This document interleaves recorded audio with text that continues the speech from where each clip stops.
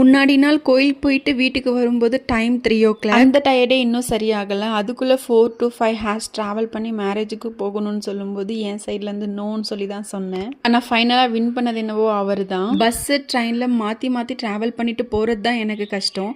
மற்றபடி ரிசப்ஷனில் நல்ல வெரைட்டியான சாப்பாடு இருக்குன்னு சொல்லிட்டு நானே என் மனசை தேத்திட்டு கிளம்பிட்டேன். நாங்கள் ஒசூர்லேருந்து 2 o'clock கிளம்பியிருந்தாலும் ராம்நகர் ரீச் ஆகிறதுக்கு என்னவோ 8 o'clock ஆகிடுச்சு. அங்கே போயிட்டு வீட்டில் போயிட்டு ஃப்ரெஷ்அப் ஆகிட்டு மஹாலுக்கு ரீச் ஆகிறதுக்கு 9:30. எல்லாம் லேடிஸ்க்கும் கனெக்ட் ஆகிற ஒரு விஷயம். ஆஃப்டர் மேரேஜ் ஹஸ்பண்டோடைய ரிலேட்டிவ் ஃபங்க்ஷனுக்கு போகிறது கொஞ்சம் கில்ட்டாக தான் இருக்கும். ஏன்னா மேக்ஸிமம் அங்கே யாருன்னே தெரிஞ்சிருக்க மாட்டாங்க.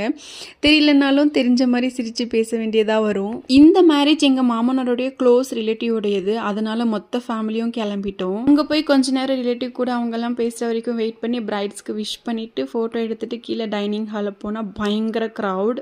வெயிட் பண்ணி பந்தியில் உட்காந்து அப்போ தான் ரைஸ் குக் பண்ண வச்சுருந்தாங்க. ஃபைனலாக சாம்பார் அண்ட் சாப்பாடு சாப்பிட்டுட்டு கிளம்பிட்டோம்.